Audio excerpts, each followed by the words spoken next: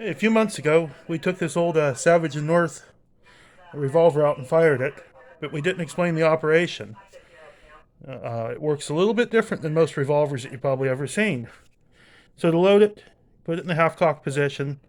You have to pull this ring trigger back slightly. See the cylinder pull back slightly.